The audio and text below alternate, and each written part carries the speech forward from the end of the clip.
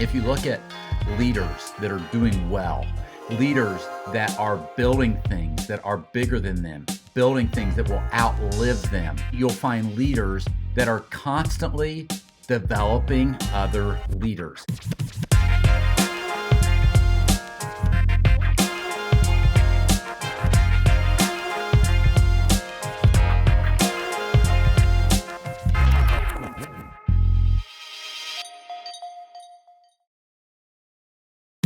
I've never met a leader that starts their job, starts their career, starts their business, plants that church, starts that ministry with the hope of burning out, of quitting early, of building something that is not sustainable over time. It just doesn't happen. As leaders, we want to build things that are going to live beyond us. And I hope that that's the case with you.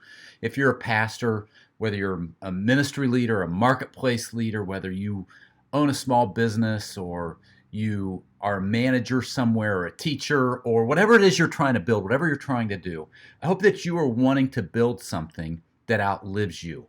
Now, there's a little secret that will help, right?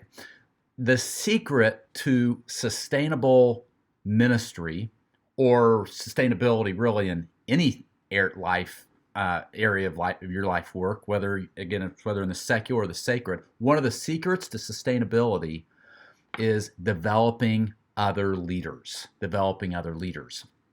If you look at leaders that are doing well, leaders that are building things that are bigger than them, building things that will outlive them, you'll find leaders that are constantly developing other leaders. They are speaking into the lives of other leaders. They are giving other leaders an opportunity to lead, and they are building that culture within their ministry or within their organization.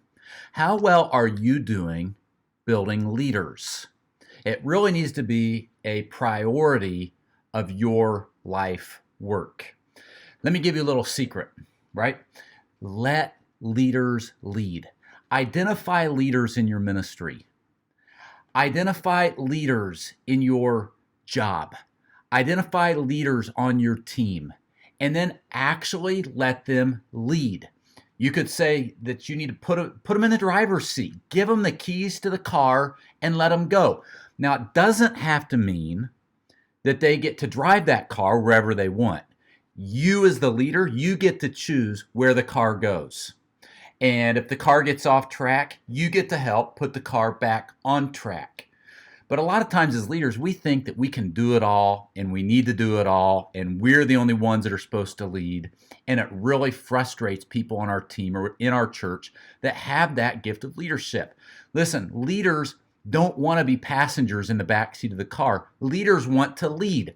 And so how well are you doing identifying those leaders, pouring into those leaders, developing those leaders, and actually letting those people do what they are good at? You and I, we really need to spend time building leaders. And listen, this is not something that you just do. You make a decision and boom, next month we're building leaders, right? This is a year for building leaders. This is something that takes time, right? Then it really becomes the culture of your organization, the culture of your church, the culture of your ministry. And as we are constantly building leaders, it's not all about the leader at the top. It's not all about the executive team, right? It's not all about the core team and the staff. It is about finding leaders in the laity, finding leaders, empowering them, and setting them loose to do what they need to do. Friends, that can really be a game changer for you. How well are you doing building leaders? How well are you doing building leaders in your home, building leaders in your ministry, building leaders in your church, in your 9 to 5, whatever your Monday through Friday 9 to 5 looks like? Are you developing leaders? Andy Stanley said that one of your greatest jobs as a leader is developing leaders. It's leadership development. It is about building that next level of leadership and letting them go.